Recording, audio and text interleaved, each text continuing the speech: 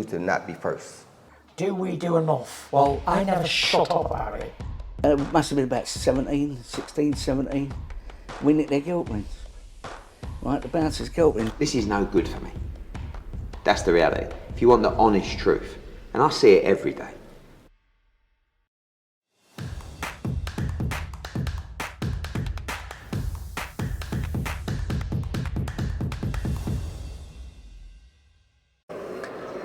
Andrew McCART, IFL TV. We're in Manchester. We've just seen Chris Eubank Jr. get revenge over Liam Smith.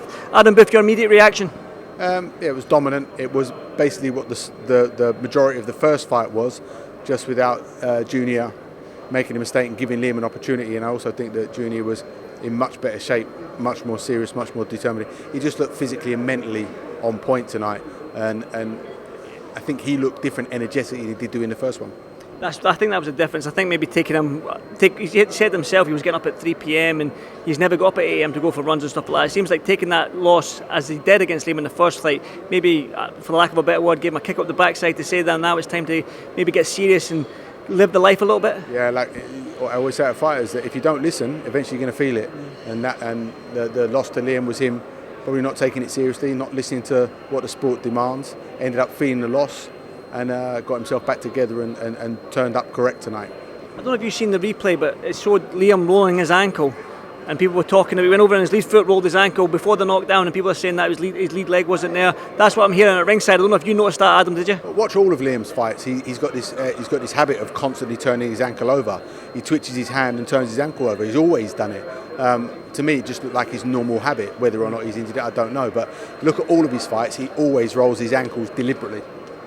I spoke to Josh Kelly there. He said to me, well, he didn't say much. He said Chris Eubank's jab, and he was about to say something, and I'll just leave it there. And I was like, no, elaborate a little bit, Josh. And he went, there's gaps, right? You're his coach. Can you elaborate? He knows how to take away someone's jab, and he knows how to make someone pay.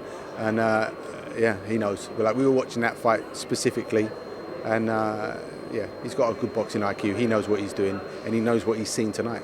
Specifically, obviously, Wasserman. Both fighters are with Wasserman. In and around the same weight class, I think maybe Josh might have to go up, maybe a catch weight, or even meet Chris at 160. Are you willing to do that? Absolutely, I'd take that fight now. Yeah, absolutely. What would happen in that fight? I said to Josh, and he said, listen, come on, man. You know what Josh is like. He doesn't really give you the specifics. He just said, come on, man. But you said there's gaps as well as a coach, and you've studied Chris Eubank, I'm sure, as a coach as well. So you think Josh clearly wins that fight at 160 as well? I know he can beat him. Confidently? I know he can beat him. And I'm not going to press you so much longer, but obviously, where does Liam go from this after this loss? Does he come back? Does he bounce again? Well, like how old is Liam now? 35. He's had a long career and a long amateur career as well. It was a hard fight for him. He managed to stay out of trouble for the most part, but he was getting hurt a few times as well. And it'll be nice to see him just be happy with everything he's succeeded and go and enjoy life. That's what I'd like to see him do. Well, Adam, I won't keep you much longer. I do appreciate your time as always, Dad, but well done. Thank you very much, mate. Thank you. Choose to not be first. Do we do enough? Well, I never shut up about it.